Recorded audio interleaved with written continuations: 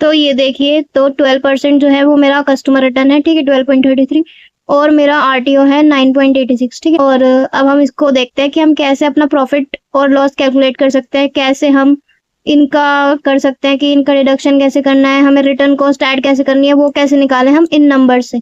या फिर अगर हम न्यू सेलर हैं, न्यू सेलिंग करना स्टार्ट कर रहे हैं, तो हम किस तरह से अपना रिटर्न कॉस्ट रखें अपने ऑर्डर्स पे, जिससे कि हमें लॉस ना हो कम से कम, ठीक है। और प्रॉफिट ऑन डिमांड वीडियो सब कह रहे हो भाई कि प्रॉफिट बता दो, तो प्रॉफिट मैं आपको बता दूंगी, उसका काम चल रहा है।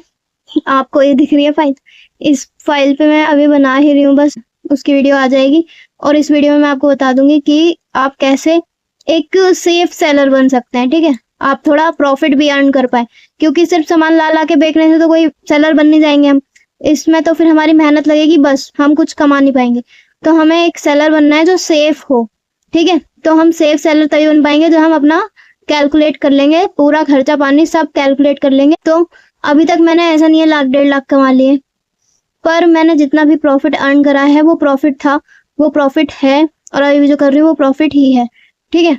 पर लॉस में नहीं हूँ, इससे अच्छी बात मेरे को वो नहीं लग रही अभी कोई भी, चाहे ऑर्डर्स कम है चाहे ज्यादा है कभी, ठीक है। पर इससे अच्छी बात नहीं है कि मैं लॉस में नहीं हूँ। सो आपको भी बताती हूँ मैं कि आप कैसे रिटर्न कॉस्ट अपना कैलकुलेट करो। मैं अपने नंबर मैंने आपको इसलिए दिखा दिया ताकि आप यूं ना को कि मैं अपना बताती नहीं, तो भाई देखो मैं सब कुछ बता देती हूँ। तो देखिए, मैंने लास्ट वीडियो में आपको ये बताया था कि मेरे जो रिटर्न्स हैं, कस्टमर रिटर्न, उस वीक में कितने आए थे, लास्ट वीक कितने रिटर्न्स आए थे मेरे। तो अभी मैं आपको बता देती हूँ कि कितना हम कैलकुलेट करें जिससे कि लॉस से बच सकें, ठीक है। सो हेयर दिस इज, तो ये आपको विजिबल हो रहा होगा, आई एम श्योर। तो ये आपको क्लियर विजिबल हो रहा होगा, ठीक है। तो यार देखो, अब हमें क्या करना है, जैसे मेरा अभी आपको दिखाया मैंने 12 और 9, ठीक है। तो इसी रेशियो से मैं चल रही हूँ यहाँ पर। तो 12% हमारा जो है वो कस्टमर रिटर्न हो गया और आरटीओ 9%। अगर आप न्यू सेलर हो तो आप ज्यादा 10% इन दोनों को लेके चलो, इससे ज्यादा जरूरत नहीं है, ठीक है। 10% कस्टमर रिटर्न और 10% आरटीओ। मैं एक अच्छी सी इसकी शीट बना के इसको ठीक से लगाकर अपने टेलीग्राम पे शेयर कर दूंगी, अगर आप इसको डाउनलोड करना चाहते हो फाइल को वहां से कर लेना, ठीक है। अभी मैं यहाँ पे आपको ऐसे बता रही हूँ, रो सब कुछ बिल्कुल ऐसे ही लिखा हुआ है मैंने, बिल्कुल ही नॉर्मल तरीके से, ठीक है। तो अब हमारा जो 12% रिटर्न और 9% आरटीओ के बाद जो लॉस होगा वो ये होगा, ठीक है। अब ये क्यों होगा, क्योंकि हमने इसमें ऐड कर लिया है अपने 161 के हिसाब से 12 हमारे रिटर्न, ठीक है।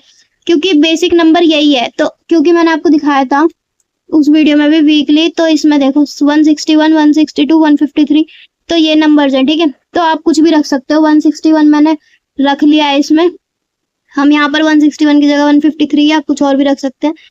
तो अब आप यहाँ पे देखो, यहाँ पे मैंने ऐड करा है 161 इंटू 12, ये हमारा कस्टमर रिटर्न के लिए मैंने ऐड करा है, और 9% आरटीओ आएगा। अब आरटीओ में मान के चल रही हूँ कि सही आ रहा है, ठीक है, गलत नहीं आ रहे हैं, क्योंकि मेरे आरटीओ सही आते हैं, गलत नहीं आते हैं। तो इसलिए मैंने बस पैकेजिंग कॉस्ट यहाँ पे लगाई है, प्लस करके मैंने यहाँ पे 18 लिख लिया है, क्योंकि 2 रुपए की पैकेजिंग कॉस्ट पड़ रही है मेरी। तो उसकी वजह से यहाँ पे हमारी जो वैल्यू है, इतना लॉस हमें हो सकता है अगर हमारा 10% रिटर्न रहेगा, ठीक है, इतना हमें पे करना पड़ सकता है। अब सक्सेसफुली डिलीवर्ड, अब 10-12% ये हो गया और 9% ये हो गया, ठीक है। तो हमारे इतने जो पैकेट्स हैं, मतलब हमारे 21 पैकेट जो हैं वो रिटर्न ही आ गए वापस हमारे पास, पर बाकी के बचे हुए तो गए हैं ना। तो वो है 979 सक्सेसफुली जो डिलीवर्ड हो गए हैं, कस्टमर तक पहुंच गए हैं। उनका हम प्रॉफिट कैसे कैलकुलेट करेंगे, मतलब आप जितना मार्जिन रखते हो ना उससे 10 रुपए कम मान के चलना है यहाँ पर। तो मेरा बेसिक मार्जिन 60 रहता है, 65 रहता है, 45 रहता है, 55 रहता है, और 75, 85, 90 और 100 या फिर 111, इससे ज्यादा नहीं रखती मैं मार्जिन।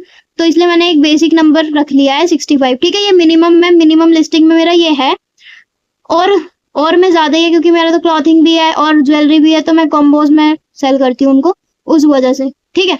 तो मैंने ये बेसिक रख लिया है, जो कि मैं मोस्टली मैं रख लेती हूँ 65।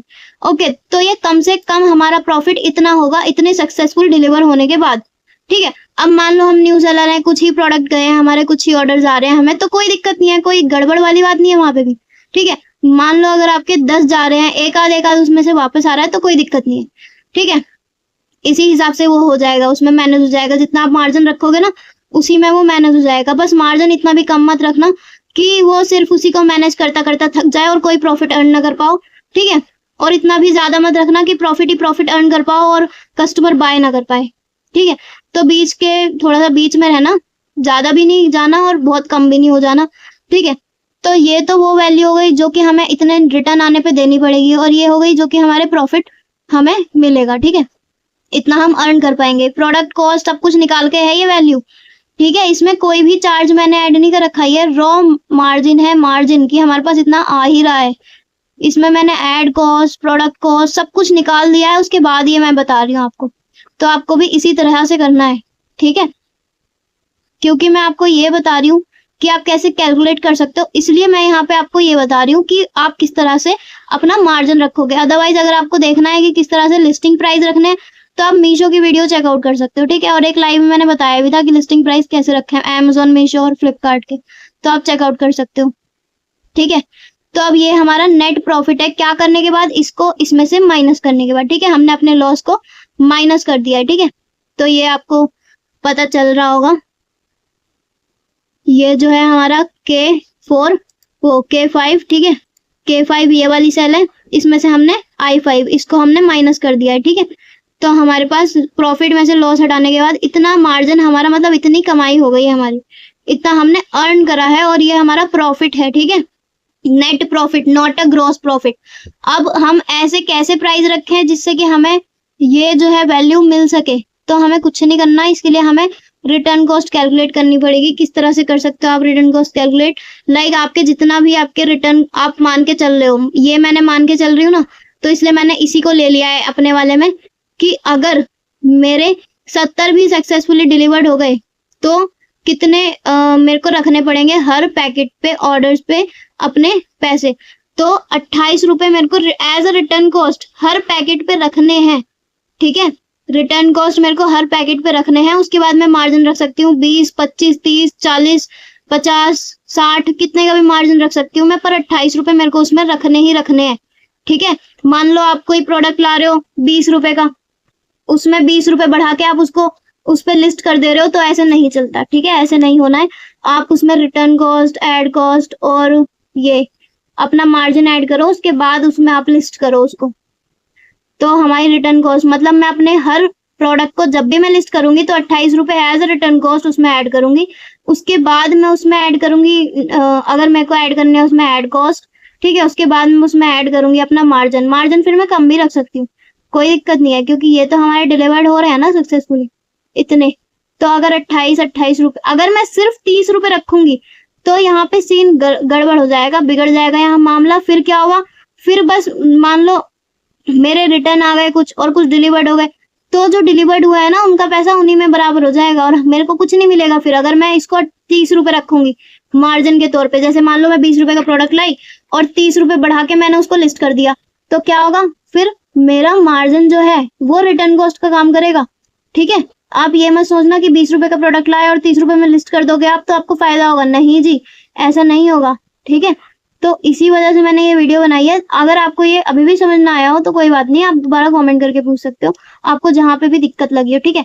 मेरा कहने का मतलब ये है कि 28 रुपए मेरे को हर, मतलब जब भी मैं लिस्टिंग करूंगी तो उसमें 28 रुपए मेरे को ऐड करने ही करने हैं सब में। उसके बाद में 30 रुपए, 60 रुपए या फिर 20 रुपए भी मार्जिन रख सकती हूँ अपना, ओके। तो इसको मेरे को ऐड करना है ताकि मेरे हर रिटर्न कॉस्ट निकल सके और मैं कुछ प्रॉफिट अर्न कर सकूं। क्योंकि देखो अब इसमें से माइनस हुआ है ना, वरना ये मेरा प्रॉफिट होता अगर मेरे रिटर्न नहीं होते तो इतने, या फिर सिर्फ आरटीओ होते तो इतना लॉस नहीं होता मेरे को। देखो 5135 से 3185 हो गया डायरेक्ट।